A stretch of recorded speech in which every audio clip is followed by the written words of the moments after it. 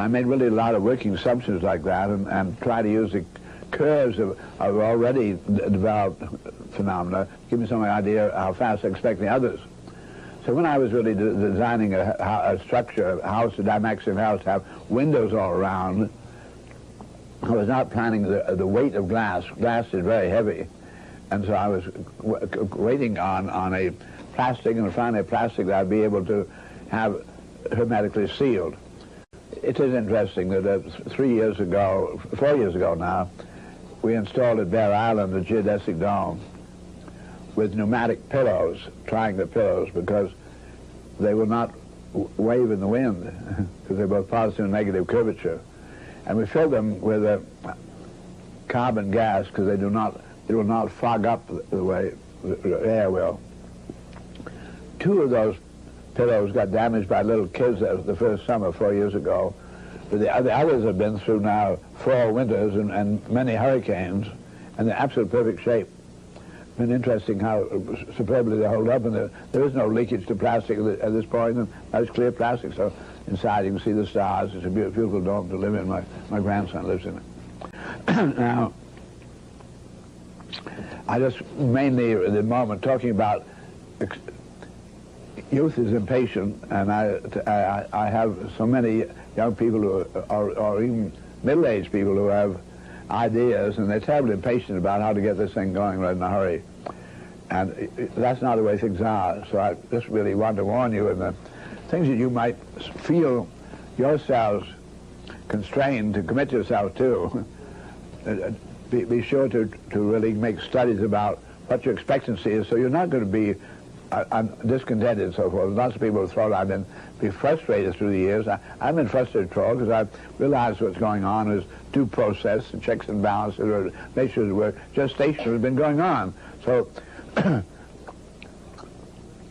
I really, it was exciting, because I said 45 to 50 years, my expectancy before you really would see serious use of mass-produced houses coming by air and so forth.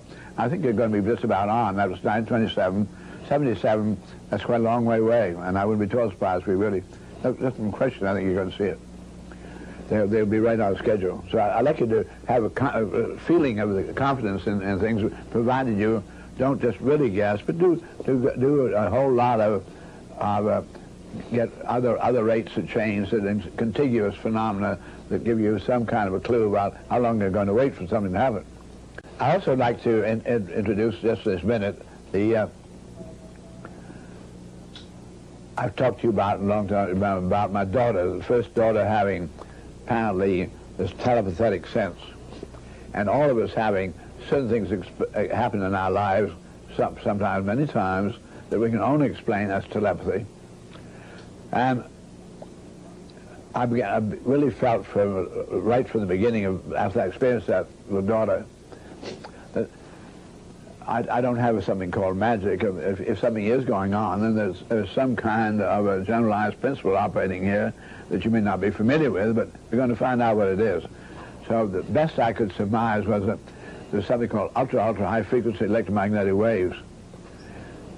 Remember, that was in the early 20s, and we don't have at that time radio waves are a mile long. We didn't have any short waves. Short waves don't come in until the 30s, and we ended World War II. The shortest wave we had was 2.5 meters. But we come out of World War II with very much shorter. We're getting down into very, very small magnitudes. And as I said, the higher the frequency, the shorter the wave, the more interference. When you get the little ones, where so much interference you couldn't send any distance. That's why we get these walkie-talkies at very, very high frequency, and there's such interference you don't really have to get a license, because it's only going to go for a little short distance. So that, you know, it's not going to involve a whole lot of humanity and very much the environment. Anyway, I want you to think about then before World War II, when the new television was coming, the English already had it. The plans were of those in the electronics world, the market such phenomena. They were planning that television then was obviously going to need continual entertainment, the way they'd had announcers, people talking on the radio, and it's going to be a much more expensive kind of show to have when you go to see things. Therefore, they assumed that it probably have to hook up with Hollywood or New York. They would not be available in the small towns, the kind of talent you would need to carry on. So they were assuming that they were going to have, because they knew of the interference with ways. The only bands been reserved by the different governments for television were on very high frequency, short waves. And so they were assuming coaxial cables running from city to city, and then that they would broadcast locally from high masts that would not have any interference problem with the horizon. And so during World War II, it had not been realized that we were going to get more and more use in the radars over getting the very, very much shorter waves. And when the war was over, then, and incidentally, we can take a very small, we've mentioned this before, a candle light. By putting a reflector behind it, you can concentrate that radiation, which is going all directions, gets more effective, and then put a lens and bring it down even more, and been able to get a light of a candle to be seen at several miles away. It's a lighthouse. So that you could take very small energy outputs and by beaming, very much increase the power of the beaming. I became tremendously interested in beaming, and I wrote quite a lot about it in my book, Nine Chains of the Moon, in 1938, when I was assistant to the director of research at Phelps Dodge Corporation, and I was getting into all this copper and much of the electronics world, and I found I prophesy in Nine Chains of the Moon and published in 38 that we will be beaming power, and I'm quite confident that we are very close to that now. That the visits of beaming made me feel it was very interesting then that during World War II we got down to where the waves were short enough to be, in a sense, reflectable by a very small reflector, a reasonably small reflector. Otherwise it has to have something very big. So that we have then when the World War was over and did get into television, began then to send the programs from city to city, not by coaxial cable, but by having transceivers, a sending reflector and then a receiving reflector at horizon distances, and you find those all around the country, and as they picked up here and then sent out again, they simply boosted the energies to keep going very powerfully done. So I became very interested then in the further thought that I have this experience of being with audiences thousands of times now, and I've got to be able to see their eyes, and something goes on with me and the audiences, and they apparently really do talk to me. And I'm sure one reason I've been able, really quite a few universities where we even started talking at 8 in the morning. This was so before this relationship existed. And every time it has happened with me, I have a very peculiar experience. I always have experience of that this is known long, long ago. I call it intellectual mustiness, sort of feeling of, maybe not on Earth. This has been known by mind previously, and some very long ago time. I get this feeling time and again. This has been known, you see, now, but not necessarily on Earth. Now, I just think about the idea of the eye as a transceiver. We know then that with very small energies, you can beam, but also if you go out through in the sky, don't go through the clouds and so forth, you have really very little interference. Therefore, they've been able to take very low order energy, extremely low energy broadcasting, and they've been beamed a signal and bounced it off the moon with incredibly low amount of output. So I said it could be then when you and I look out through the sky, look out of this very night, we look at the stars, and there's a tendency to be very thoughtful looking at those stars, that we may, we might literally be broadcasting, we might be sending out in the stars. And if it doesn't run into some substance, it runs into something, it'll bounce and angle off someplace else and still have some value. But if you happen to be looking at the moon the right way, you might get a bounce back if you look at the right point. But not too likely. You might. At any rate, it seemed to me it could be that we might be really broadcasting out, and the signals that don't run in anything just go on and on and on. So I said it could be that when I have made a discovery, that I really have received this information from elsewhere. You know, that I saw it in the sky last night or something, and then I began to process it, and by today I was suddenly saying it. The message had been deciphered and coded and so forth, and I was suddenly getting the message. Now, this introduced me to the thought that all the knowledge that there is of the universe may have at various times been known to various people in various places, and does get sent out in the universe and gets picked up around the universe. Now, one of the experiences I do have is that, and you have it too, that you have an idea and somebody else, if you don't do something about it, then tomorrow somebody else has it, and you said, I wish I'd done something with that. But I think there's an enormous amount of reception of ideas. Certain ideas are synergetically inescapable as a consequence of living in an environment, this having this thing. They just go together and make people think them. But there are other ones that seem to me to be pretty remote, kinds of discoveries I have made from time to time.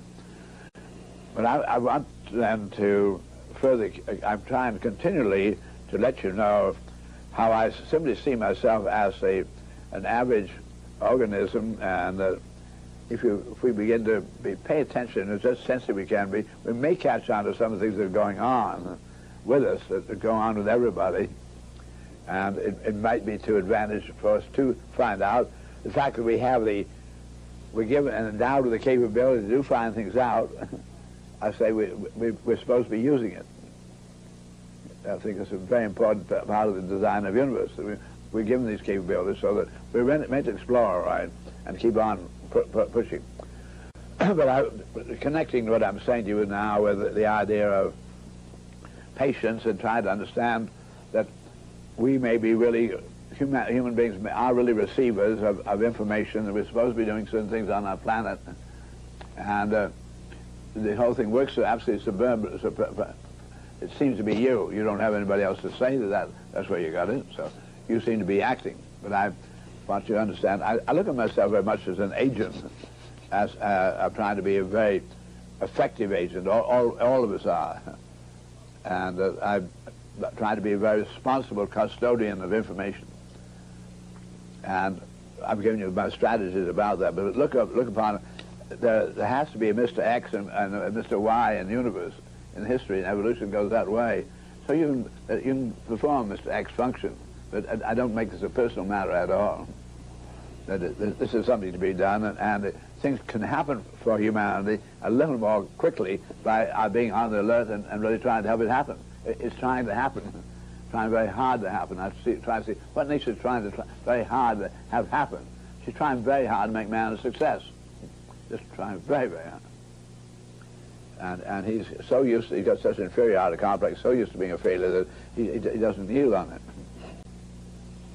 Now, I'd like to get back to our picturing and so forth, and there was I was giving you an airlift of buildings, and I started off really, however, talking grand strategy, giving you mini Earth and geoscope and trying to see things in big ways. And part of my seeing things in big ways saw that I'd better get traffic of large environment controls into the air. This would be the most comfortable way for them to go. And if they well designed, they could take the high speeds of hurricane and better velocity deliveries and so forth. So this picture I'm looking at, remember, again, I had that 10-decker for the North Pole. And because I had now found this is feasible, this then made it possible. Now the next picture, I then made myself a world, this before I did my regular map projection. I've rotated the Earth in such a way that you would see the most land in any one picture. And this is it. And Riviera was an exact center of that circle, which seemed interesting because a lot of tycoons would find it a pretty good spot to get in to control things. And at any rate, I made my best picture I could of trying to feel our Earth as a planet. I wanted to get a sense of planet. And this picture has always had that kind of effect. And then on that planet, now that I knew that I could deliver buildings by air, by Zeppelin, I found that's practical. Then I said, supposing then we might have some world airlines. We did not have world airlines at the time. There was over the Channel flight in England. There was a Florida to Cuba flight at the time I did this. There were possibly one or two other very short jumps. I said I'd like to think about world airlines, and if I could put air deliver to hostile places where nobody's been able to go before, environment controls for maintenance crews, I could then think practically of stepping stone flights. And so that I then put on this map, if you look at it carefully, if it's upper left there, you'll see a 10-deck building, and you'll see one in Greenland, right in the middle of Greenland, and you find one way up the Amazon, that's the lower left, and you see them in the Sahara. The air delivered them to places where living was almost impossible for humanity at that time. I had one in Alaska, etc., and so forth. So I then, with these able to be installed at strategic points, I saw that we could have the reasonable expectancy of length of flights for that time to make possible to have airlines. Then I showed on the map, if you begin to look quite carefully, you'll see little airplanes flying around. There's one right over Dakar, and there's one crossing the South Atlantic between South America and the Sahara, between Dakar. That flight came in, and at the time I did this, if you study this map, and it's been published elsewhere, you can find it in the Dymaxion World and so forth, the reproduction here is not sharp enough to really be able to see it, and some of the corners have been cut. But the point is that you'll find on it the present major airlines were on here. Stephenson, who was a great Arctic explorer at that time, told me it was the first map of the world that he was aware of showing the flights of the Arctic. And see, this is a 1927 map. I also then call this down the bottom, if you read, I called it the one-town world. And I saw that if I could have my airlines and communication, then I could really begin to think about it as a one-town world. So this is really the beginning. Later on, I invented the term Spaceship Earth. I did that at the University of Michigan in 1951 in lectures there, and then published it a little time later. I've been trying very hard at all times to get society that I talk to think about the whole of that planet, always thinking planetary planning. And so now we begin to bring together geoscopes, seeing the whole Earth, seeing and feeling those resources, thinking about how we integrate, taking the information you and I have as of this moment, and we have some very extraordinary information at this moment. Things we really can put those satellites there. We can do some incredible things, and we'd better start doing them. Said we have a we're in a very bad moment of I'm going to reiterate, I've said this to you before, but the psychological warfare between the great powers who is really going to run the Earth, and the working assumption ecology, it has to, the great ideology has to be you and me. There's no question about things have been done to try to make America break down, lose its confidence in itself, and to look askance on technology and really practically hate anything and everything is a possible salvation. So I'd like you to be sure to consider that and get yourself house cleaned, get right to what I'm going to talk a good deal about, my feeling about the great mysteries and God and so forth. Let's say, really get on to God and really start talking straight the truth, what it is all about. Now, I'd like to show you, there's a little footage of moving picture footage about dealing with airlift and I'd like to have that come on.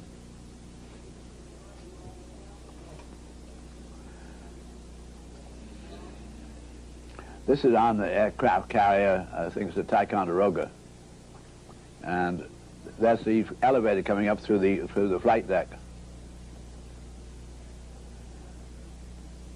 This was done on my birthday, July the 12th. And look at the tensions it's taking up there on her. And they take her up and with that nice skin. This is a 55-footer that's put together in the 100.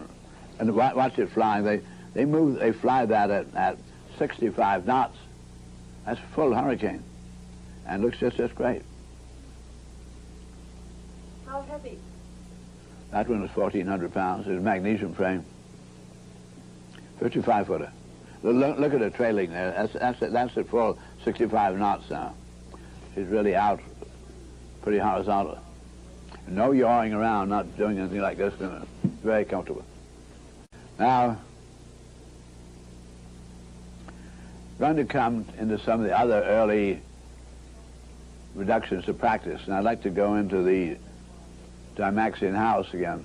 I had the 10-deck building, and I thought I must get down to what the little individual's own dwelling would be, and this is all 1927 also, and so I'd like to go into some of the things that I said I must do with it. I like the idea of having a single compression mast, because a boat, I was a sailor, and that I found, then I knew then I could have tensions coming out with different sling angles. If you take the two suitcases like this, it's really quite comfortable. The more you try to go out horizontally, the worse the strain, but also the more tautly it gets, so that I saw I could have really a tensionally supported compression rings, like a wire wheel. If I took a wire wheel, turned over and inside, let the hub of the wire wheel be the mast, just extended, so then I'd have tension coming out here to the compression ring. So it was my first tensegrity idea, where I then had discontinuous compression, continuous tension, but I wanted to use gravity all the way through. So I think you better remove my figure from in front of this, and you see the mast itself there, and that mast, this is really, I don't think my arrangement of my picture is right, because I had it without the mast on it. There are tension cables from the top of that mast to the 6 corners of the hexagon you see flying there. It looks like a halo. And there's a crisscrossing so that they will not rotate around. And then there's a second set of tensions from the outer hexagon corners down to, you see, 3 booms hanging there. Those 3 booms hanging, then the tension members come back from them, they come down to the ground, and there's crisscrossing so they won't rotate. I went into the complete study of not just how to make a building, but all the manufacturing so forth. The mast that you're looking at there, the top of it is transparent, and it is a sun machine. I'm counting on picking up the sunlight and distributing it through the house. You'll see below the translucent cone at the top, there are louvers. That's where the air for the house is taken in. And just below that, there's a little fin, and then below that you see some openings. And just inside of that we have a single lighting source, but the lighting source and the heating source of the house are all the same. It's a solar system. I have a little solar system. I'm going to bring the big solar system in through the mast whenever it's available to build its energies and heat and light into the house, but also that I found enormous amounts of heat coming from my electric light, so I might as well combine the two. And so that there was a central lighting there, and then I had open hollow ceilings. They're prefabricated, and they're triangular form and hollow, and the end comes up to those openings in the mast where the light came in, and I had central shuttering so that you can make any color light over the central light. So your whole ceiling was translucent and was a reflector, so that the light from the central source then was reflected through this translucent ceiling at any color you want and any magnitude. And you just simply shutter how much you'd like let in and not let in. But then the heat from the central source also came through holes in the perforated translucent ceiling, and there was air drawn out around the floor, so that the air, whatever temperature it was, would be drawn down to you rather than letting it keep cooling upwardly. And we had then also the windmill for the top of the house, so that you're going to use your windmill power to pull air over preferred circuits. Now, the mast then was pre-assembled with all this equipment in it, very much like assembling an airplane or an automobile. So that it was a sort of caisson, and it was my prime. Then all the other things folded up into pretty small packages. May I have the next picture? I'm really quite sorry, because I think there was a picture before that earlier that showed the packing crates. I designed all my packing crates, and everything was good for all the shipping. I must be utterly responsible. And it seems we can't find an earlier picture in there showing those packing crates with the mast standing. There it is, there it is. There's the mast and the septic tank base of this. Then you'll see just to the left of the base of the mast, these ceiling pieces that are hollow ceiling pieces made out of aluminum. Then you'll see to the middle lower left wooden packing cases, and in those are all the space dividers. I said, we don't want any petition that says you shan't pass. I only want to have something that stops you where you really have some machinery that's going to serve you there anyway. It would be like a tree is going to serve you, so you come to a tree, that's fine. But these must be very natural stoppings. And then between the ends of these pieces of machinery, you will have pneumatic sliding doors, and that I said you'll always use a light cell to move it. You must have hands. I found one where the greatest disease transfer is on doorknobs and so forth, so that I want to get rid of those things. And so the packing cases that do contain, for instance, their coat closets. And the coat closets had vertical hanging, the hemispherical coat hanger that comes out into the room on the door rotates, and so half of the space has a half circle and a ring, and you have all the clothing hanging from that. I've seen clothing stores that nowadays, but there was not such a thing. Then there was a shoe rack that went around, just hanging below the clothes. And then the things that are horizontal, I had shelves that were mounted on cables that paternostered and went up. And the shelves then could come to exactly the height where there's an opening where the children couldn't get in there, so they were the right age where you could reach up here and get things out. You just press a button, watch things go by, bookshelf, whatever it is, and take out what you want. And I stop. So that those are kind of things. And I have my prefabricated bathroom. Just please remember, this is 927, and we did get into, there was no such thing as home dishwashing or home laundries and things like that at the time. No, there was anything such thing as home air conditioning. But I really did bring in all that technology, and very much from the ship, just from the submarine and so forth. I'd have to do that. So all the parts of the house are lying there. Next picture. So then, now that mast was up, as I showed you already, and then the 6 compression struts, there were 3 that were hung from the ones above. Now 3 more have been inserted, and because they're being pulled in like this, they stay in the compression ring very neatly. Then there's some tension plates that have been slung where the floors are going to be. Next picture.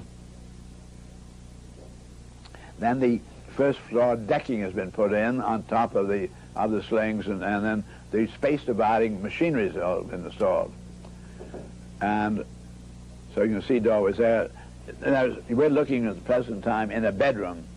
There are 2 bedrooms, and this was approximately 40 feet diameter. I did it on a metric systems at the time because I wanted to get metric drawings in such an industry. But you're looking at one of the 2 bedrooms, and you can see that opening in the wall where the closet, the shelves come to. And then there was a large utility room, which you could call kitchen, but also the washing machines were in there.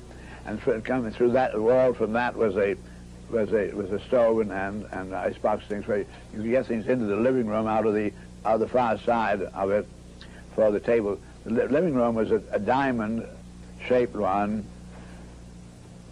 It was approximately 40 feet diagonal corner to corner. It was a big room. And then there was a library. Then down below we have the garage and hangars, large enough to put a light plane in there. Picture. This is before those deck plates have been pulled tight. They're not quite the right order. Next picture. Now the second floor has been put in, and those ceiling pieces that do the reflecting of the light from the central mast have been put in place. They also deliver the air. They're plenary chambers for the air and the light into the various rooms. You can see a reflection on the floor of the little room towards you. There's a lady lying naked on the bed there, because it's all air-conditioned, and so she would not necessarily need very much clothing. She could make the warm air come to her then the way she wanted. But you can see the reflection of the light from the ceiling there on the floor. As I told you, the light is now operative in the center of that thing. And next picture. Then they put on the top floor deck for the roof, John. Next picture.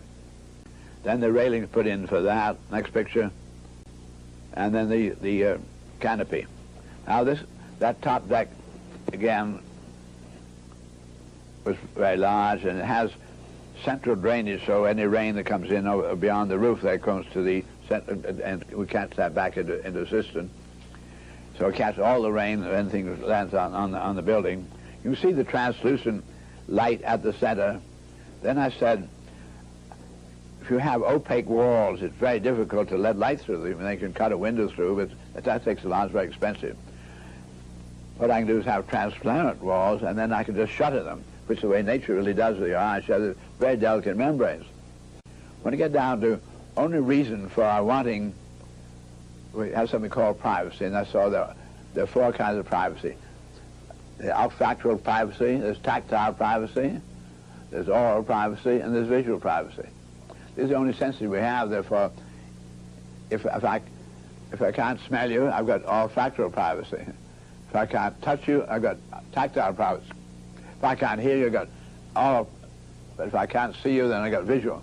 So I saw that it really takes a very delicate membrane for not seeing.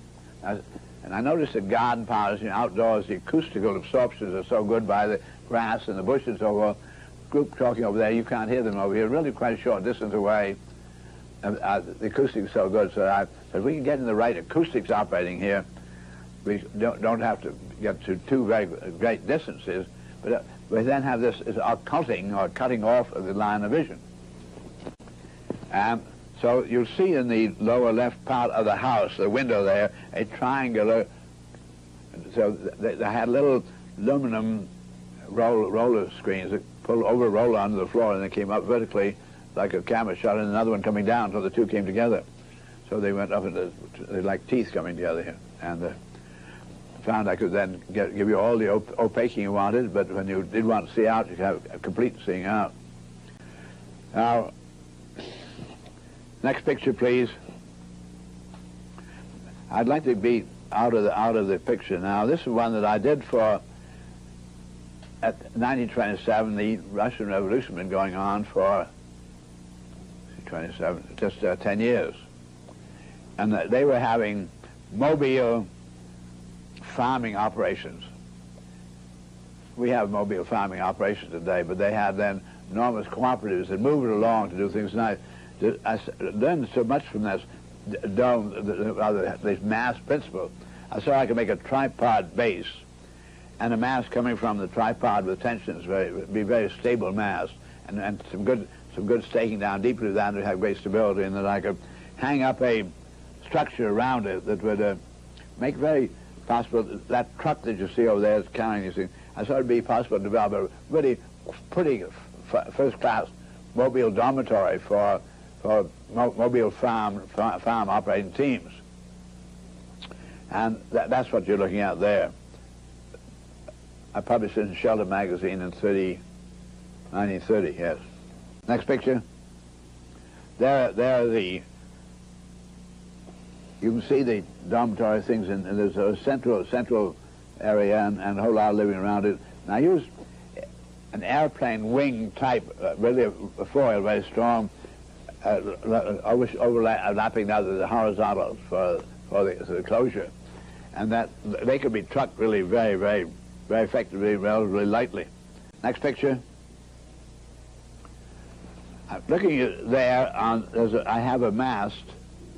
This is the first one I ever made. I made an aluminum mast of 3 parts, and then I ran my tensions out to a horizontal compression ring of separate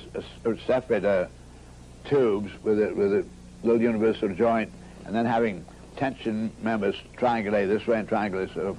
So this was my first real, and then it came back to the base again, but it made a sort of double wire wheel, but it was my first tensegrity. I want to understand, I've been thinking and feeling tensegrity long before I got to identify it with my energetic geometry, and had really been able to use it quite effectively in the first Dymaxion house.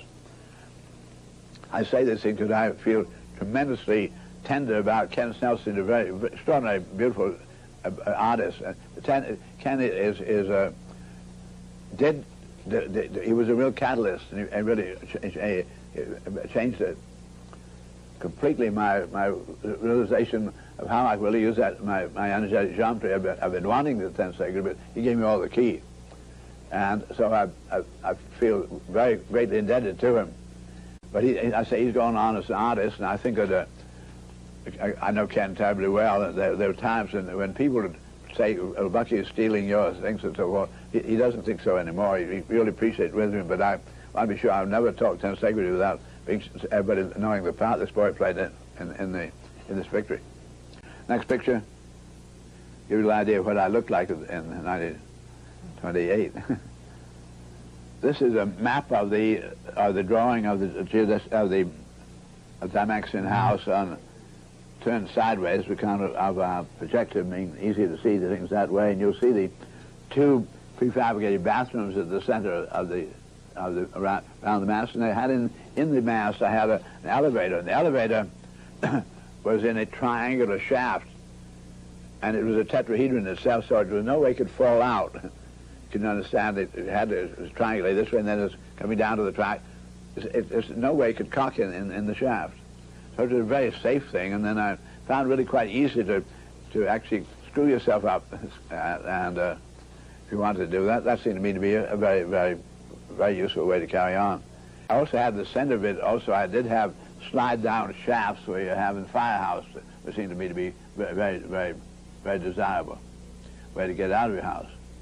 But here, in this whole thing came out 3.5 tons. And when I did produce the actual first of the Dymaxion houses at the Beech aircraft, and I really followed the same mass principles all, it came out 3 tons. That was 1940, 43, 44, 43 from 1927, so that it was a beautiful vindication of the calculations of 1927, the weights to come out all right. Next picture, please. It brought me out here. I'm very fond of this picture because it was a watercolor done by my wife of the Dymaxion house in those years. And we've now been married. We were married in 1917, so we've been married going 57, 58 years now. And her support through these years was just incredible because she did not really understand precession and so forth. And I said, I'm not going to earn a living. We just had a beautiful new child that's born after going what had been through, because we almost, due to the enormous pain, she went to look out for her, being oldest of 10 children. She really stayed with her family. We were almost apart while I was living all around the country working on these houses, and almost separating us. And suddenly this new child, and so that she would go along with me in the experiments was really, it was very extraordinary faith in that I had something. That's what she just felt about it. Apparently did. At the time in 1927, when she made this painting of the house the models that had been made and I was talking about, she felt it ought to be seen in some kind of a proper setting, so she made this lovely rendering.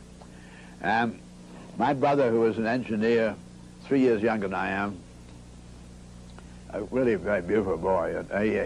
He died 15 years ago, but he was very, very fond of me, but he also didn't like what to him seemed to be a lot of dreaming, and he felt that I got a lot of trouble, and he thought I kidded myself a great deal.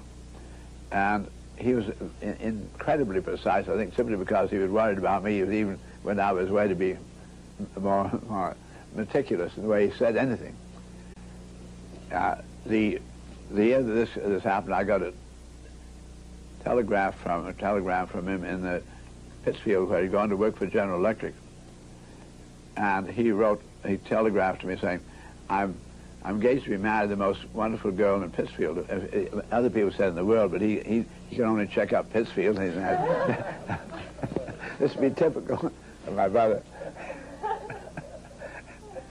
And so he was felt very, very badly because I said I was going to wave my hands and open the doors in the Dymaxion house, and he said there's no way to do such something. Absolutely nothing.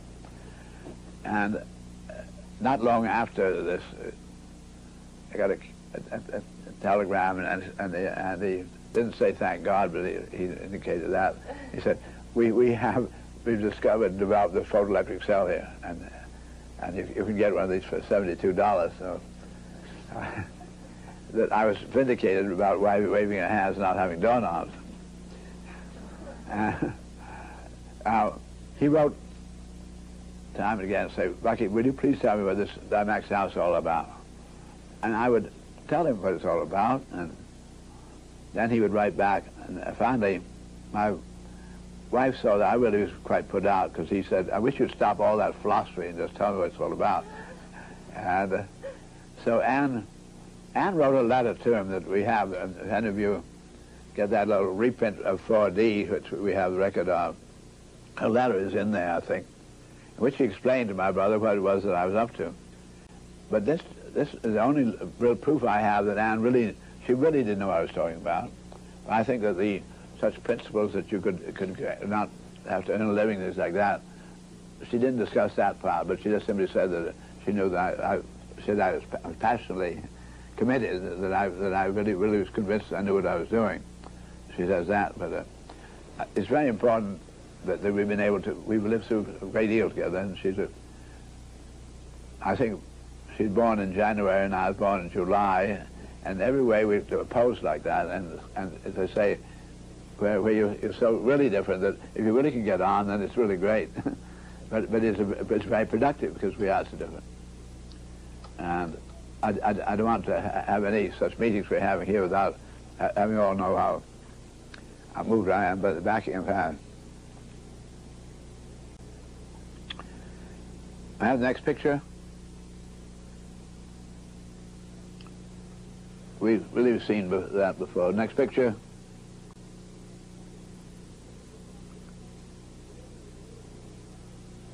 Now we're coming to development of the Dymaxion cars, because underneath my house I had a Dymaxion vehicle.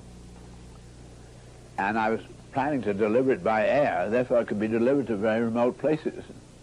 And yet it had to have its own autonomous equipment so it would operate where you got to. So it did have to have its methane tanks, and it did have to generate its own energy and gas, and did have to use the local wind and sun and so forth. But if you're going to deliver it by air, then there'd be no roadway to get there. Therefore I'd have to have some kind of a vehicle that would get me there and make spot landings where a bird can land without prepared landing fields and so forth. I'd have to have something that could go possibly overland if I could. If I could go on the highway, it would be fine. I also had to be able to go by air and water. So I wanted to develop an amphibious kind of a vehicle. If you could remove my face from in front of the screen, because I like to be able to look at what we're looking at here. I then went through the following thoughts, and what I'm going to talk to you about, a good many things have happened, and really happened quite beautifully. I want you to remember I was in the Navy, and I was also involved with the early flying of the Navy, and Pat Bellinger, who was commander of my first operation down when I in the Navy, I was in charge of all the boats that were patrolling and looking out for the first of the naval aviators who were practicing at Hampton Roads, and where we had our main naval air base station. And we were losing an aviator a day, where these single pontoon or other boats where they would trip, and the aviator belted in would be his head down in the water, the ship upside down. And I developed a way of developing very fast boats that had a mast, a boom to grapple and pull it up out of the air a little so the water could be so everybody could get underneath and get him out. And that's what got me sent to Naval Academy. Well, the Pat Ballinger, who was in command of that operation there, was the one who did send me to Naval Academy, was one of the first 4 flyers of the United States Navy.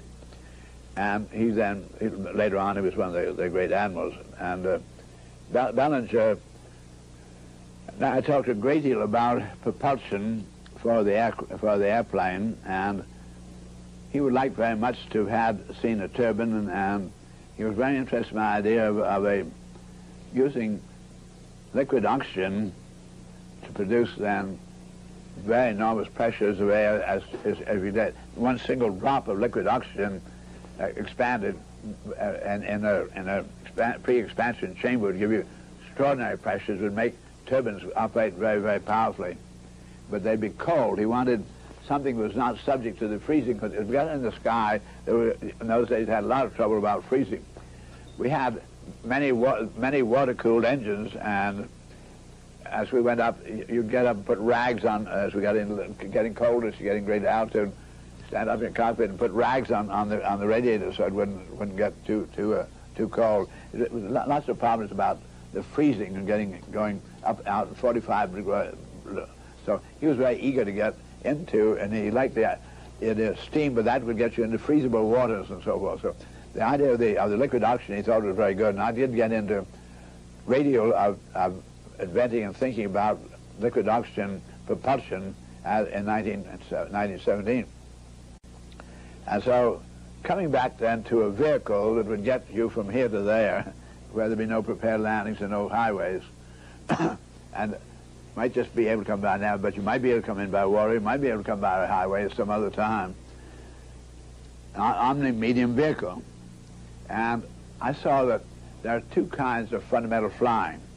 There is the soaring bird, the gull, but there's also the faster flying bird, the duck. And the duck cannot soar. It has really very small wings. And I saw that what happens with the duck is that, first place I'm going to point out, everything in the universe is in motion, and everything in the universe in the motion is moving in the directions of least resistance. I saw it is possible then to improve the directions of a preferred a direction you'd like things to go by making it easier to go in that direction. This is something quite different from the propulsion. So the shape you gave it to a boat or an airplane is very important in relation to it. It's having a preferred direction, and you can control that preferred direction and go in that direction the easiest way. So I saw that birds are fantastically beautifully streamlined that way, and the ship and the fish was beautifully designed in this preferred direction. But a lot of things you may not have thought of having that, I saw it did have. As for instance, I want you to think about a carrot or various think of fruits falling from a tree, and it's very necessary to get the seed a little deep. If you look at the very shape of the seed itself, it is streamlined to go in a preferred direction. And the apple drops in such a way that those seeds get definitely aimed, it splatters, and it aims those seeds in the right direction. So with frost, they'll keep working down into the earth. We find many of these things, the tubers and so forth, then are designed to streamline the cow, streamline to come out at the right time. It moves out of the gland and suddenly it breaks away its little hair roots, like letting a balloon go, and then it's streamlined and come right out. So I saw nature use an enormous amount of preferred direction streamlining. So I said, I'm going to think then about how this duck flies. I find what the duck does. As you know, we can build up momentum, as I gave you this, a hammer thrower. So the same way, a pole vaulter can then, with his pole, incidentally, a naked man who's a good athlete can high jump to a little bit over the height of the man. But the same man with a pole making him weigh more than just the naked man can then start running towards his bar and using his momentum, putting the pole in the ground, then it carries him up where he goes and jumps sometimes 3 times the height of a man. So seemingly he's been weighted. Doesn't weigh as much. With the pole he weighs more than he did when he was going to just high jump by himself. So, but he makes up for that by running and building energy into the situation as a momentum. So with the momentum he's going to go in this direction. I saw then he got up and then he, supposing you gave, as you went over the bar, you had another bar waiting there because he has a motion going this way, then he keep going along, he might go along on one pole after another quite a way. And that's would tip and then he'd grab another and keep on going. So you might carry that momentum quite a long way. Now, I saw that what happened with a duck is the duck starts running on the water, literally running on the water, really running very hard. He gets up on the surface and scooping his feet right along like that, beautifully. And meantime flapping his wings very hard. It builds up enough momentum forwardly, and his streamlining is so superb of its direction of least resistance, it's going really fast, and suddenly where a little bit of air like this, like the pole vault, gives him a little vertical height.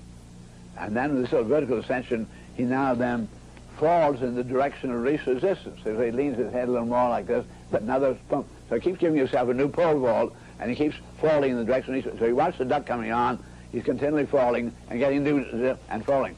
And he keeps, and gradually builds it up in a little more altitude. Anybody who is a flyer knows that, for instance, just taking off from the aircraft carrier, the first thing you do is to nose down towards the water and build up a little more speed. Like that, gravity would help you. So you're getting off, you always do this.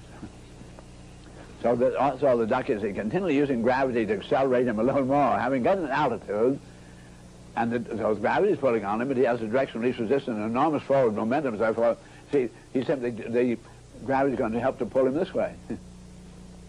So he keeps building that up. So I saw that when the duck came in for a landing, as he finally got up to a good speed, he now no longer has to have rather vertical, these are what they call air stilts, jet stilts. These are jets. He actually really propels the air out under his wing like that. It's a jet. So he has 2 jets, and those jets are controllable in that direction. So they start off quite vertical. Then as he gets building up his speed, begins getting going backward a little more, so that begins to push him forward at the same time. And he finally gets to where he builds up a little lift on his own head and his back, because he's designed also that way, so a little longer distance of air over the top of him. So he actually begins to build up lift. They do that, incidentally, the blimp flyer. The people who fly these rather slow balloons, then they can put an attitude and begin to give lift on it, and then they can really get much more forward out of it. So I saw then that the designing of this duck indicated that we might be able to develop a vehicle without any wings, because the duck was not using wings for soaring. That's the only reason we had wings on the airplane. It really is a soaring device. And so I said, I'm going to devise, if you do that, then the vehicle will weigh very much less. In order to have wings, you have to have very powerful spars, and the weight of the airplane is very greatly increased over what it has to be if it didn't have wings. Therefore, I could have a vehicle weighing very, very little, superbly streamlined, which would then have what I call twin jet stilts. And they're twin controllable angle jet stilts, so that I could start off then running forwardly and then give myself a little jet. But my jet would be a turbine jet, so that it would be more or less of a continuous jet effect. And I was planning on using the liquid hydrogen for my propulsion here, so that your vehicle would have wheels, and you could run along on the ground, build up, and then you suddenly open up the vertical, so give you some altitude, and the angle of you'd have 2 jet stilts, and you'd have them going a little bit outwardly like that, so they would converge converge above you here, above your center of gravity. And the third pole would be the falling pole. Gravity make the third leg.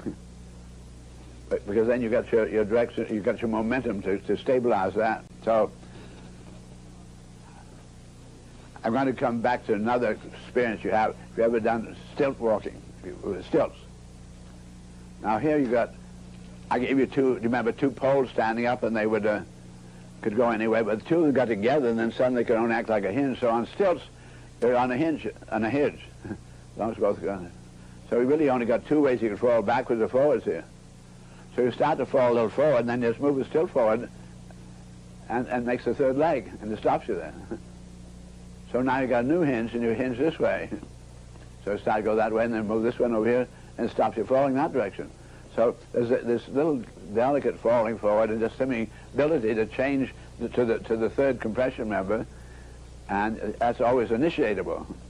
So I saw in the same kind of a way then as that my twin jet stilts, first giving you verticality and then building up momentum forward and getting out flatter and flatter. Then when you want to come in for a landing, you could do this, but your jet stilts can be quite wide if you want to have your hinge wide or narrow, and all of these would converge above you, so you'd be hanging from it. It would not, if you're on top of it, it'd be top heavy. But the convergence of the vectors must be above you. Anyway, this is my theory of what I call then the Dymaxion vehicle, and I called it the omni-medium twin jets orientable stilts vehicle. Transport. So obviously I was not going to be able to get that kind of equipment right away, but I'm quite confident you're going to see what I've given you, because in the years that happened since that, suddenly we did come to, when I talked this way in the 27, and came a chance in 19, the picture you saw of some little vehicles there. May I come back to that same picture, the first picture in this group? Here you'll see some of those vehicles. They are, you see them on water. There's a entry. It's a V bottom, and you see the 2 points of contact. And could that picture be lowered, or could you turn it sideways?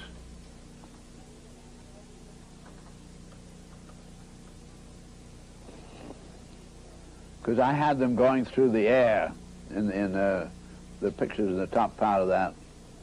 I hope it'll show. May not. Yes. And then on the left-hand side, what used to be horizontal is vertical. But these are pictures of my vehicle going through the sky. Those models, I had drawings of them, and Noguchi, who was a great sculptor friend of mine, made me some very nice clay models, and then we made them in plaster and colored them.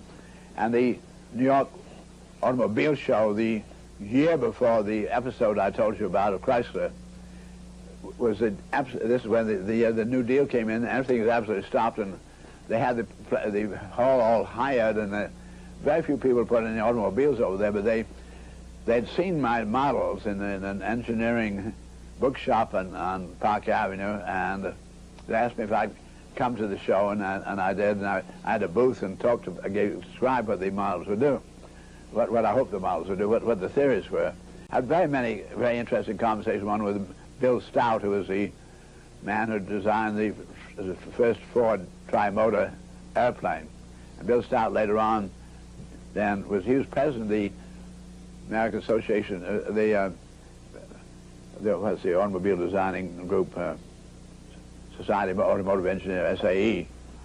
And he wrote a very beautiful article about my vehicles and vehicle theories for their magazine. And then Bill later on built what was called the Scarab car in Detroit, a couple of years after I did the Dymaxion vehicle.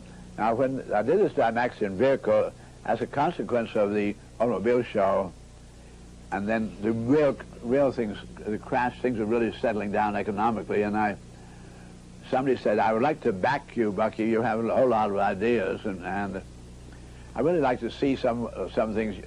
The Depression was completely on, and and somebody who has some money said, you might just well have some of the money I have, because it seems to be everything just going away anyway, and maybe something you could develop would be worthwhile. So I said, I wrote a little simple, very simple contract. I said, if you let me, I can spend it all on ice cream sodas if I want, then I'll take the money, but it must not say what's going to do. It's not for profit and things like that. And that turned out to be a very good contract later on. Because after things began to go, then everybody thought this person ought to make a lot of money and so forth, but we did not go into adventure. I was not trying to go in. I just don't get anywhere if you're going out to do things for profit. I learned that in that housing world. So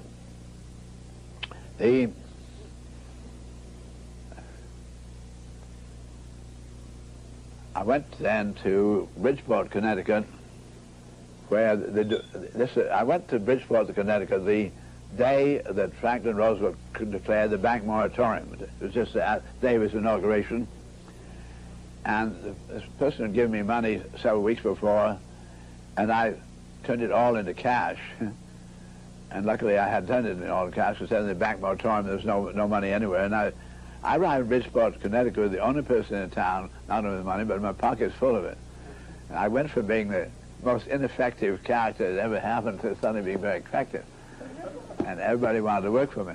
So everything shut down, nobody had any jobs, and I got part of the, this is my building, in due course, I got the old dynamometer building of the old automobile, which was a very great automobile in its day, and they'd gone absolutely bust, and the banks owned them, so they rented me this building, which had been the dynamometer building, and it was out on a point of land in the harbor, a very nice point.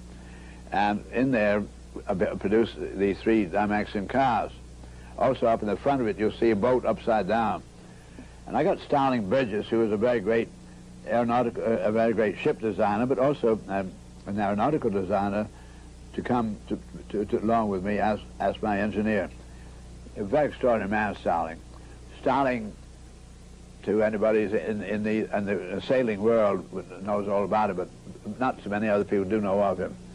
He did, with a man named Dunn, who was a very great scientist in England, James Dunn, developed the Burgess-Dunn airplane for the United States Navy in 1912, and it was the first hands-off landing ship, and it was the first Delta Wing.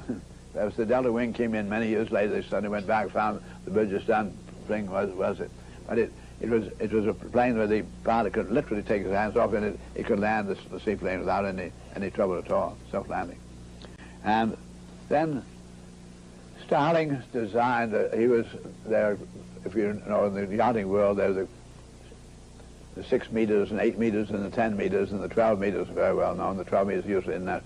He invented all those classes of sailing boats and designed the best of them. He also designed the last 3 great J boats after World War II. The cost of boat building so went up that you had to race the 12 meters, which were pretty small boats. But the last of the great big boats were the J boats. Starling designed all 3 of those. Before him, his father, Edward Burgess, had designed 3 American successful cup defenders. It was very much a family tradition. He designed the Puritan, the Volunteer, and the Mayflower, and they all beat the English. And Starling Burgess's brother was the chief mathematician for the United States Navy's lighter-than-air structures. That's for all their Zeppelins and things. He was a very extraordinary mathematician, very extraordinary kind of a family. Starling himself was very much a mathematician, and but a very eccentric man. He'd gone to the same school that I had, Milton Academy, quite a few years before me, and he was terribly interested in my ideas in Dymaxion House and all, and he was very eager to work with me on developing my vehicle. Because I said, one thing, I don't have enough money being given to me to produce a Dymaxion House. That would cost really millions. I'd gone into that very clearly. Furthermore, I said, I cannot possibly develop the new propulsion means. Therefore, what I will do, because the automobile world is producing all kinds of equipment that I can use, I can test the ground taxing qualities of my Omni medium transport. because the most dangerous phase of flying or shipping is when you hit the land, whether you hit a rock, whether it's contact with the crystalline, because in the air you're in a load distributing element. And once you launch your beautiful ship in the sea, all the loads are beautiful, hydraulically, pneumatically distributed. It's terribly safe, so you get a concentrated load of a rock or a pier or another ship. So the most dangerous condition of flying is when you make contact with the earth. I saw that with a completely streamlined vehicle, when I got on the earth, because if you are a flyer of a light plane, you know that she immediately, as you land as a crosswind, she wants to head in the wind. And the old planes used to have a great deal of ground looping, it's called, and this very violent swinging around, maybe turned upside down, really often crack up a ship just after landing with the crosswind. So I said, with the kind of streamlining I'm going to get into, the fairing has to be absolutely superb. Therefore, she'll want to head into the wind. So if I'm going to, on the highway, I can't control the wind, so her ground taxiing are going to be, how is she going to maneuver? What's going to happen? So I built this vehicle to test the ground taxiing qualities of an eventual omni-medium transport. I did not go into designing an automobile. But here it was running on the ground. I had to get a license from the state to be allowed to take it out on the highway, so that everybody called it the Dymaxion automobile. And many people incidentally said to me, after I built 3 of these, "I'm sorry your car wasn't a success." I said, "What do you mean?" I said, "Well, you didn't get a production." I said, "I wasn't going into business, I was producing a vehicle." And it was extremely successful. I learned an incredible amount. And it actually has affected, it did affect the whole automotive world. They did learn many, many things from that car, I assure you. And it did change a great deal of the grand strategies of automotive engineering. Now, it was an interesting vehicle in that it also, like the bird or the fish and so forth, the propulsion is up forward, abreast of the center of volume, the center of gravity and so forth, and the steering is in the rear. That's where a bird, that's where nature does its trick. She doesn't have the fish with its tail out in front of trying to do it. And it seems to be nothing more stupid than trying to jump overboard and push the bow of the Queen Mary around. And what you do, because the rudder really uses low pressures and so forth. It's a beautiful thing to pull the ship around. So I felt anyway, the way to do is to do what I said. It has to be front traction, tractor, and rear steering. So it was the first vehicle of its kind that I know of that did that, and there's only one other thing I've seen like that, which had been actually a road cleaner, very slow road thing, which can turn around pretty, sweeping the gutters. Now, to tell you some more, these I'd like to get the sort of fundamentals of what's going on here. You have a wheelbarrow, and how many of you pushed a wheelbarrow? Let me see hands. It's a fairly common experience, right? Have you ever been pushing a wheelbarrow quite fast in the field and suddenly hit something and holds you in the stomach? Okay. If you put it behind you, that doesn't happen. Go just as fast as you want over any open field, because you're pushing it down into the ground. That's your force. And if you get a bad bump, it's just going to stop there. But if you're pulling it, you're lifting it off the ground. You pull it over the humps. So I said, if I pull my steering wheel, it's not going to skid. If I'm pushing it down, all the cars we have are front steered. The weight, they literally are being pushed down to the ground, and that's why the racing steering all has to skid all of its turns. Does not steer around at all. It's a stupid way to have to steer, to skid. So really, in all real racing, it just matters how much angle of skid you're really doing. Now, once you're in the skid, you really have lost basic control. It's really a flying machine now, which is skidding. So that it's very important not to get into skid if you want to really keep control. So I'm having a front tractor, and I'm pulling my steering wheel. And I assure you, it behaved incredibly beautifully. Furthermore now, the front-steered car, due to the kingpins and so forth, it can only get up to 34 degrees of angle before it blocks itself. And I saw that many times I'd like to turn much more sharp, going very slow, no reason for not getting much more of an angle. So with my rear steer, I could then have a rudder post, a vertical rudder post, and single wheel, and I could really give it any angle I wanted. Didn't run into blockings with the frame at all. So we had a main frame, which is supported on the front wheels and long undersprung springs in front. Automobiles have short springs in front and long in the rear. I found what happened with that was that when you go over a bump, you get a little, and the second one throws you off the ground. I found we have the long springs in the front and the short in the rear. You go over the first ones and the other ones contracting as you're going over. It simply compounds your seat downwardly.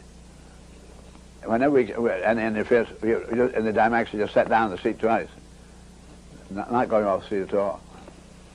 It's a very, very comfortable feeling. Now, these are the things I really needed to try out, and the picture I think would be a good idea to get me out of the way of this frame. Looking at the frame of that car, I want you to notice all lightning holes. After World War II, the Italians began to build their racing cars because in building a structure, as you learn in aeronautics, if you make it lightning holes, and if they what they call dished lightning holes, you not only have the hole, but you push the hole through, and you make the lip turn up to give it stiffness around the edge of the hole. These are dished lightning holes. You can take 25% of the weight out of the structure without losing your strength. So this is very worthwhile on the web. So then we had lightning holes. Wherever you could have lightning holes in my framing, I had it. My framing was made of chrome molybdenum steel, that's aircraft steel, not the mild steel of automobiles. This is very beautiful work of art. And you're just looking at the front end of the vehicle. The body's going to be mounted on that.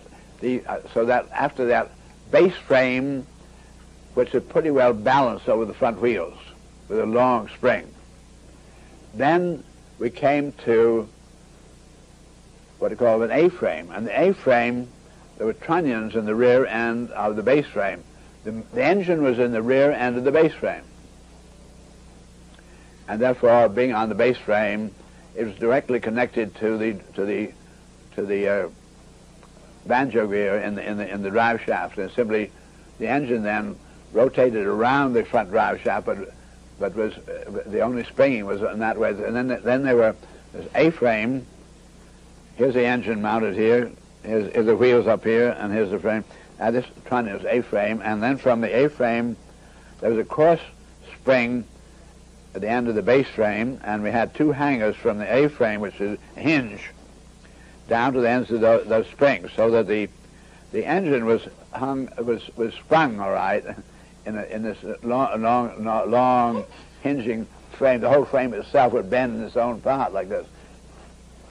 It was a hinge. The frame was a hinge, and just had a spring to keep from doing that, so that then we had the body was completely separate suspension, had its own springs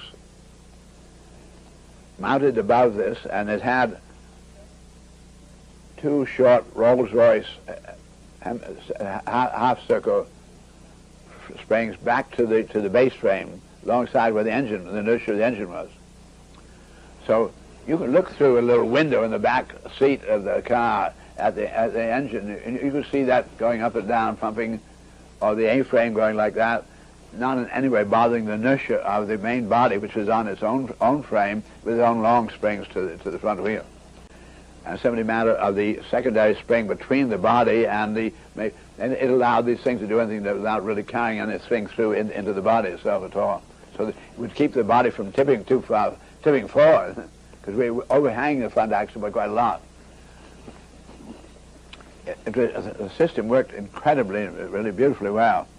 I've never had any ride in history to even mildly touch any kind of vehicle. May I have some more pictures of the car besides those nice frame pictures? You see the two where the front lights are mounted. This is the very first chassis we made. Starling Burgess is sitting up forward there in his flying hat and the coon coat from his the days of the airplanes when the coasts were being worn. And we were trying out our very first chassis. You see the radiator of the engine in the back there. That's the drive wheel. Here's the bow of the ship. Here's the main drive wheels, and you can't see the rear steering back here, but here's where the engine is. And that's where the radiator was inside the body, and we scooped the air in underneath the car to go through the radiator. Next picture, please. This is the first vehicle we turned out. We built 3 of them. It was an all aluminum body, and I did use this is crystal, was just a celluloid, a crystalloid they called it at the time, and the rear cabin. I had on a little window top, and I had a periscope so that you could look over the your whole car, and you could see anybody standing beside the car back with your tail. It's a beautiful thing. And this one had a scoop for air to go into the ventilator there, and the engine's the rear, and you just open the back door there, and you've got the engine on a beautiful workbench. It's very, very convenient. You lift that rear bustle to get at your rear wheel if you want to change anything there. Now, next picture, please. Then these are some of the drawings for the second and the third cars. I built 3 of them successfully each time, trying to prove how much you learn. Next picture. The next picture again. This is very interesting because now, I want you to look at the top. I have a car, the regular 4-wheel car, wanting to get into a parking lot. He has to go ahead of position and back in, and it takes him quite a lot of room to get in there. I always could come in head on, and because my rear steering could go over up to 90 degrees if I wanted, I simply go sideways. I had a round nose, and I just bring my round nose, the window frame, right up to whatever was in front of me there, and then just rotate in place and never advance anymore at all. Just so your wheel sideways. It's a lovely thing. Used to, the newsreel movie pictures used to love it because they would give me 3 inches more than the length of my car, and I was coming down the street fast and going like that, and no trouble at all. Because it's such a perfect control there. As long as I knew the 3 inches were there, I didn't really dare throw my tail over, because all I do is really watch my front window frame and then the car in front of me. She did all kinds of things in these beautiful ways, and because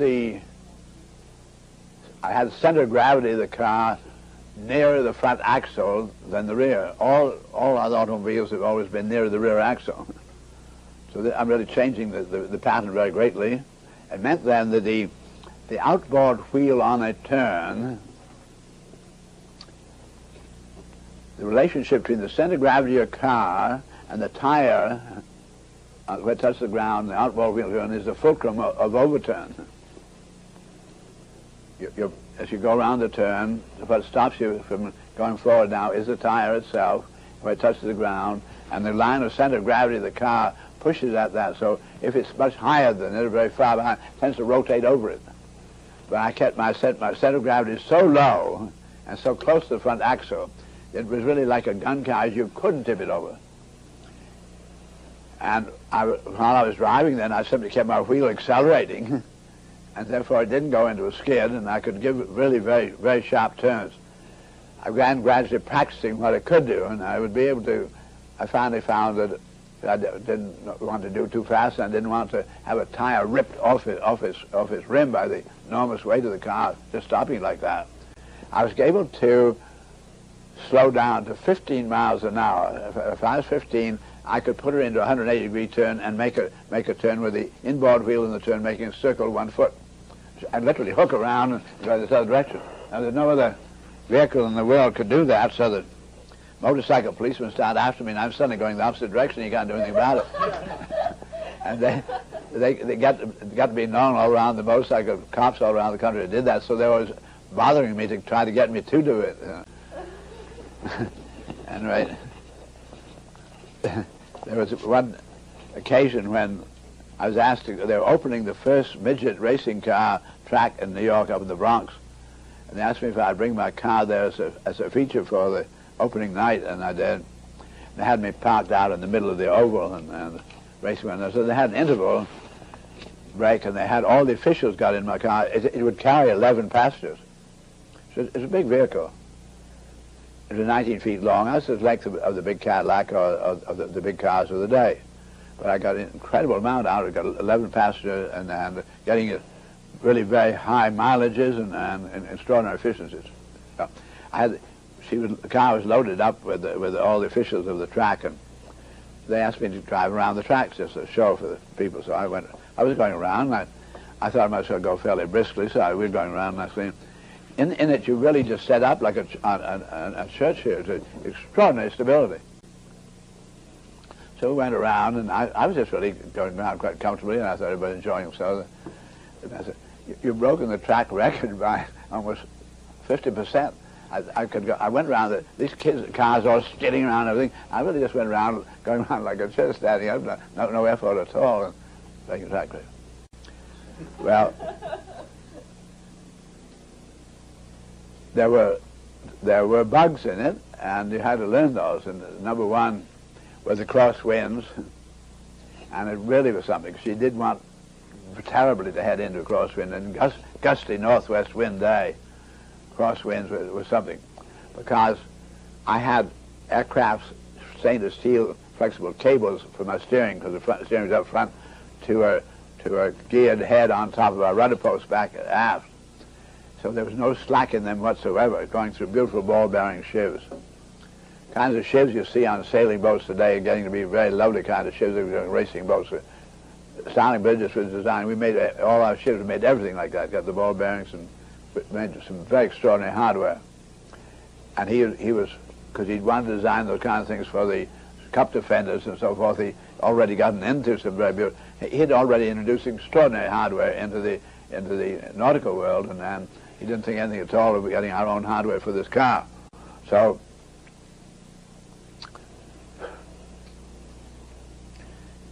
crosswind then, what happened was that there was no slack in my steering at all, so the tire would distort. Because the wind tried to twist me really violently, and the tire, the rubber, just the pneumatic tire would yield. So this could throw whips into you. I had to really learn to be very, on a very bad crosswind day, it was really like flying a plane. Really did have to learn how to play that wind. So it was not something anybody could have right away, and I knew I'd have to improve those features.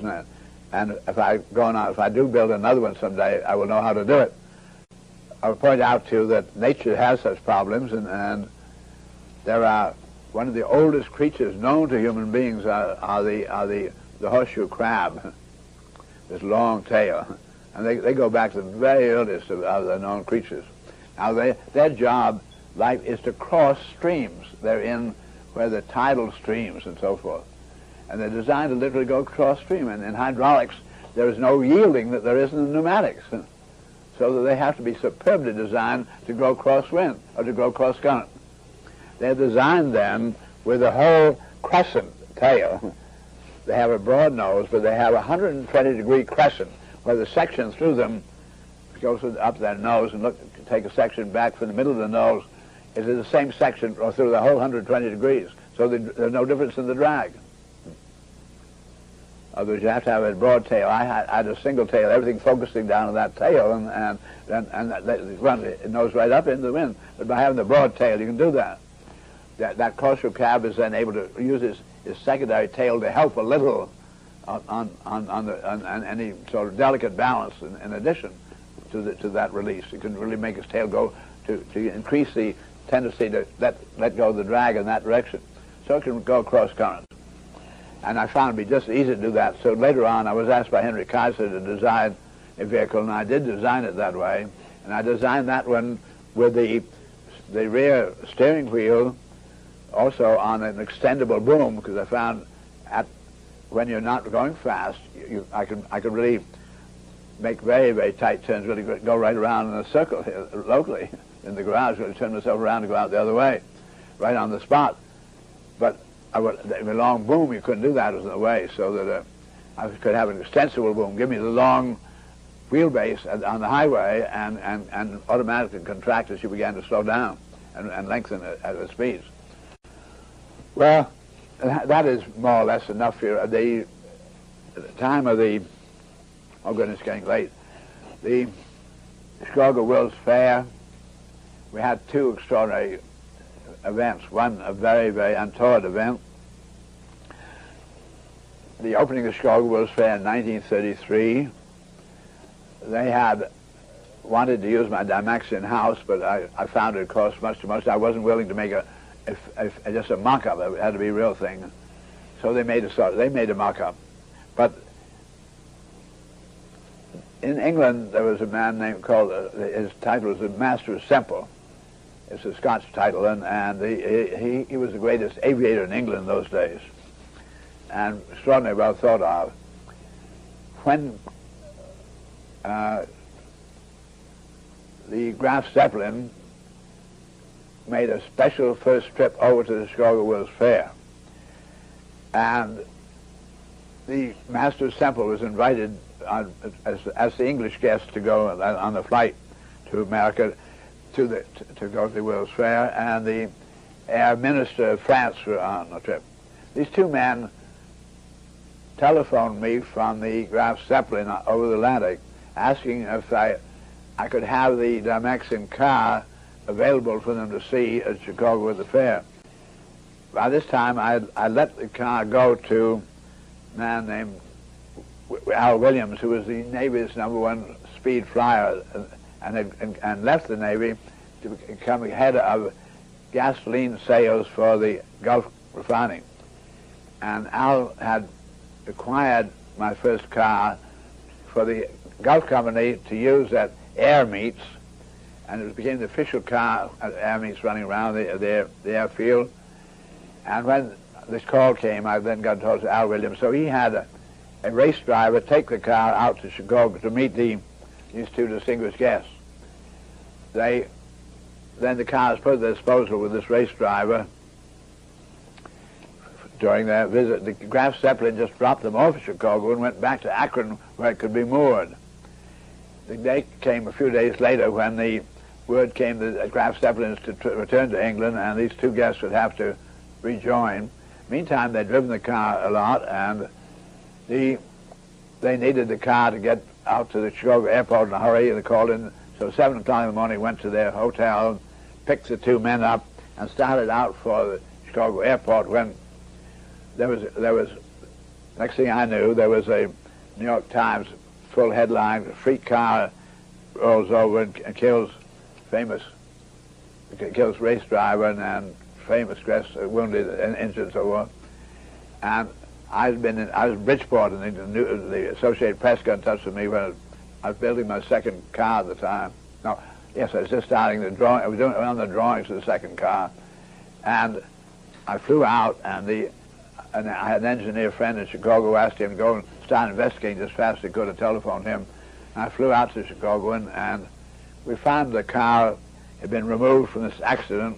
It had occurred just in front of the main gate of the Chicago World's Fair, and so we found where the car was been put in a garage. We looked it over very carefully and couldn't find anything wrong with the steering gear but it had rolled over, and you may remember by looking at that, I said, this is Christagon and so forth.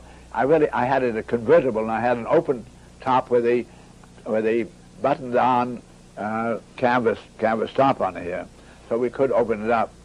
And it did they had Al Williams, as a flyer, had put in flying seat belts into it, and the driver had one of those on. The car had rolled over, and the top had punched in, and he'd been killed. The Air Minister from France was sitting in the rear seat. He didn't have a belt on, and this canvas top opened. He just went out and landed on his feet. The Master of Semple was sitting beside the driver, had his head very badly, and he was in the hospital in Chicago in a very critical condition. we went to the hospital, and they let me listen to him there, so I wonder if it might say anything that would give me any kind of clues what had happened. While I was standing waiting, the King of England called up. He was a very close friend of his, and it became really very much an international matter. Imagine how I was feeling here. My car killed one man, another extraordinarily injured. Master Semple did recover, thank God, and they had a coroner's inquest on account of the death of the driver, and the coroner's inquest the coroner postponed the meeting, hoping against the day that Master Semple might recover, because he'd been driving the car, was familiar with it all, and he might be able to tell them what happened. So it was postponed. 60 days later, they had the continued meeting, at which time the Master Semple told about then that something happened to me very, very frequently. As they were coming, it was a 10-lane highway, 5 lanes on either side, and they had been in the outermost lane, and a car tried to rubberneck with them. People always wanted to look at me, and they tried to ride along beside you, and you're getting. It's a very torturous feeling that these people are looking at you and they're going to run into something. So he had accelerated to get away from him and came in the second lane, and this man then started rubbernecking. So he began really pestering, and so he finally got to the middle lane, and this man tried to go upside, and the man hit his tail and threw out a steering. The precession, incidentally, when you do hit this, precessional thing. So the man who owned the other car was the South Park commissioner, turned out later, and his car had been moved right away. My engineer friend and I had gone to see the policeman who was on the corner at the time it happened, and he didn't know anything about this thing at all, but later on then, when it turned out that there had been a collision and not a freak rollover, 60 days afterwards, and so the coroner simply said, well, it was a mutual responsibility, some kind of carelessness, but it's no real fault of anybody. Anyway, it was not the car, but my car had got an enormous kind of a blow. Al Williams, as I said, had been one of the leading Navy flyers, and he said, Bucky, your car is in no way responsible, so you've got really great obligation to society, and that society is not, no, it isn't the car. We couldn't get hardly any publicity about it. There's no news like that. And anyway, so that's why I built car number 2 and car number 3.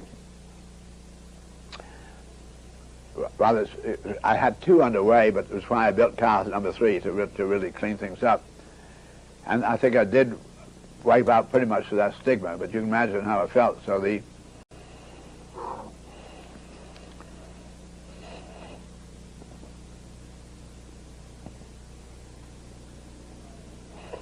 I would like to tell you a little more about back in that operation in just the production. I said I arrived in Bridgeport, the day of the bank moratorium, the country in absolutely stopped dead, and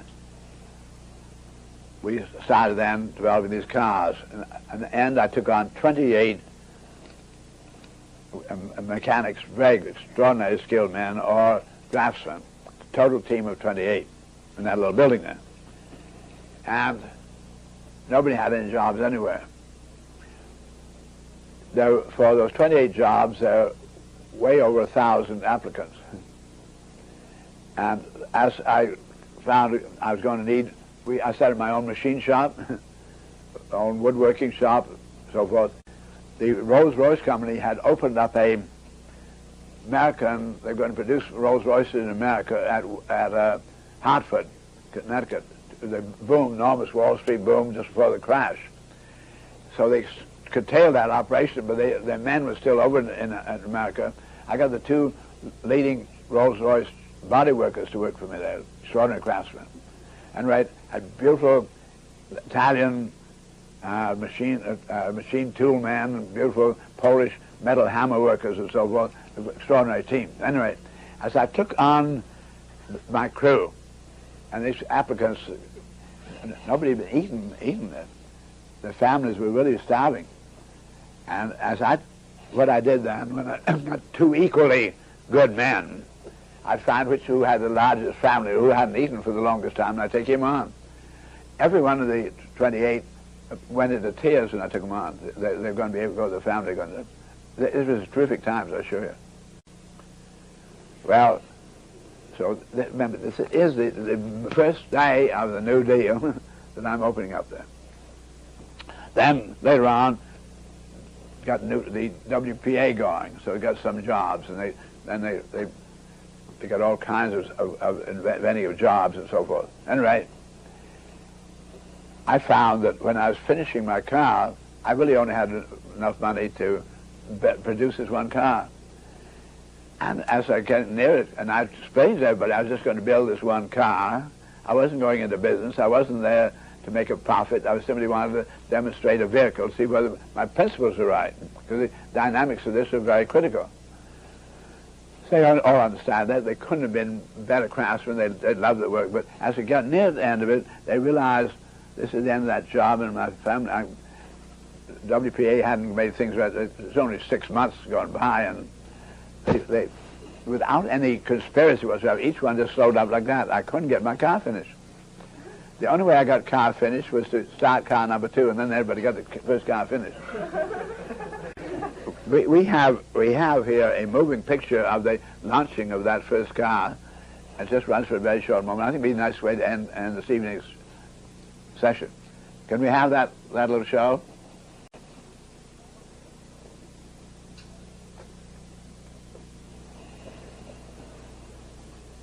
That's Amelia Earhart standing there in the middle, and to her right is Sir Kingsford Smith, who flew the Southern Cross, first across the Pacific.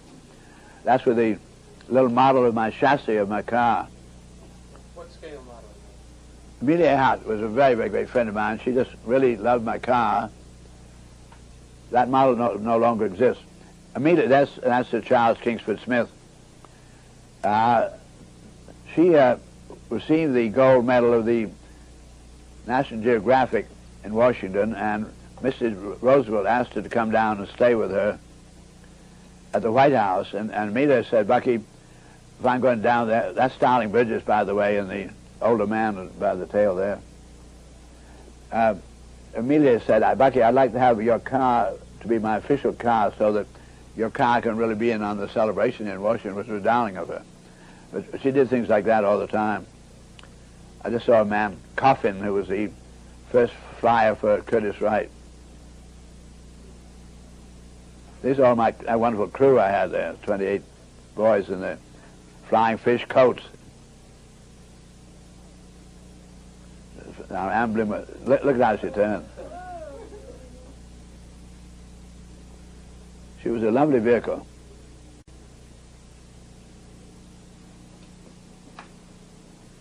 That's Starling Bridges at the microphone there with the mayor of Bridgeport and a man named Scotty, that mechanic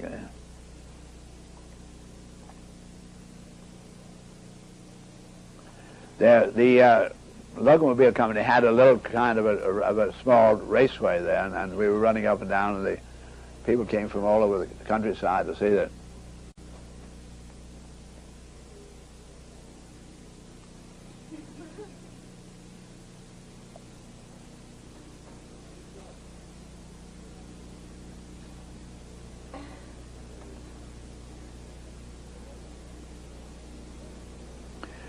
At the Chicago World's Fair, another session that next year with my car, that's Frank Coffin, I said, the first flyer for Curtiss Wright. The first man flew under Brooklyn Bridge.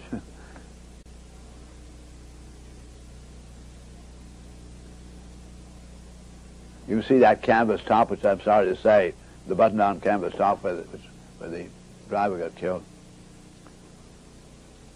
You can also see my window of my periscope there. But she was really superbly turned out. Starling Bridges building boats for the richest, most powerful yachtsmen in the world. And Starling just said, you never turn out half finished work. It really has to be really beautiful. If you have a principle to demonstrate, don't let it suffer because you haven't turned it out right.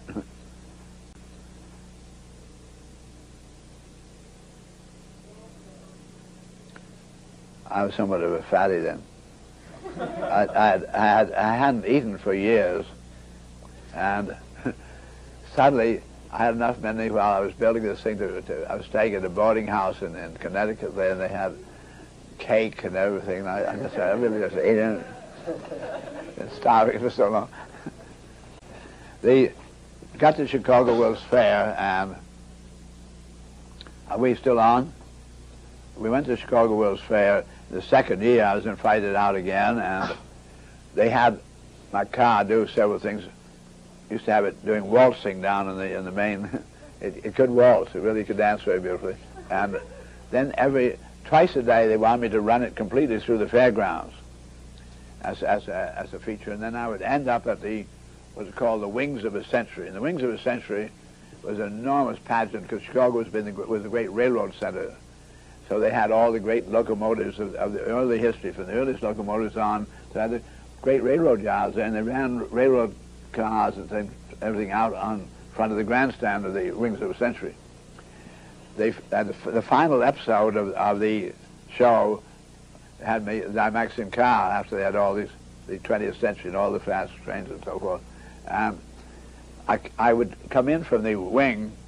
It was quite an open space. I suppose I'd have a length of a football field to get accelerated. So I really could come in very fast and got the middle of the stage in front of the grandstand, and I would slow to about 15 miles an hour, put on my brakes, and then throw in a complete ground loop. And everybody in the stand right up, they were sure that I was going over, you see, and they see the thing spinning around.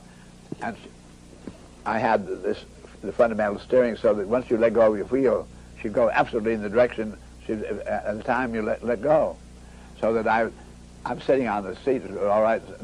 They had a place they wanted me to take position in the back stage, up the stage where all these vehicles are all around. And so I'd just be spinning around, and then she'd go right up to it. Very lovely. But she redeemed herself very much in that second year, and that again brought Henry Ford's great interest, and he did all kinds of things to help me incidentally during it. He telephoned to me at Bridgeport when he heard I was doing what I was doing, and he gave me 70% discount on anything that Ford Motor Company made that I could possibly use. So I bought Ford engines and so things like that, of course. And this was the year of the first Ford V8. So I had this first Ford V8, and I put aluminum heads on it and things like that, and cut down made it increase the compression just a little bit.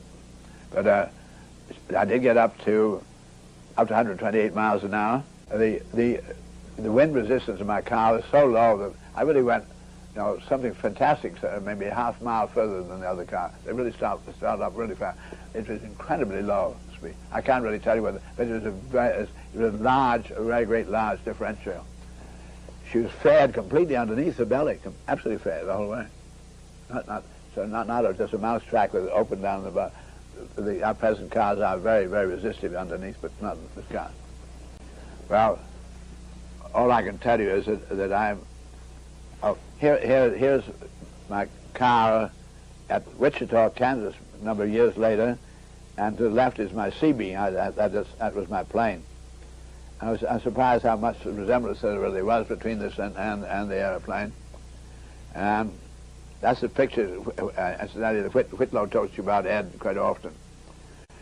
Now, what has happened since is that we did get into the flying bedstead. We did get into but Starling Burgess used to say, Bucky, I think your principle would work for just a little altitude above water. That's the most you could possibly do. He did think that they might be able to get enough altitude, but he didn't think you could fly any height. But since that time, we now have the United States Marines using the JATO. We have what we call JATO, and these are really rocket. You get a real explosion. Well, you take a plane then, where they've had trouble getting off, they put these JATO assists, the little rockets on the wings, and really gives enormous acceleration to get off of the polar areas and things like that. Well, now they got a tiny little pod. They began to put onto helicopters. There are helicopters where they have a road where the wing itself drives itself around. And they began putting JATO assists on those. And then I saw tiny little ram jets just like a fountain pen put on there, JATO system, and then the ramjet, two put on the end of it, and a helicopter, and Marine Corps helicopter, just going really fantastically vertical, take off. So then they got where the Marines were beginning then to have this little apparatus where in their two hands they have these JATOs, and they're jumping over the bound. Have you seen them doing this? Yeah. Well, the point is they had a lot of trouble when they tried to make, the Marines really tried to make by vehicle, and they did not have the center, the convergence of the vectors above the center of gravity. They come down here and they got some rolling over. The principles work, I assure you, and really, I'm fairly quite confident. What I've told you about, you will see this vehicle in due course, and we're getting to the point where it is now really practical to have a harness. You put this harness on, and you can have your jet stills.